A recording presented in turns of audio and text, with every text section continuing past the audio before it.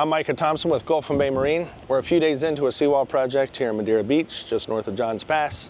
We've already demoed the backyard, we've demoed the top portion of the old seawall, we've put in rebar and framing, and we've driven down vinyl sheets that go deep into the ground on the water side.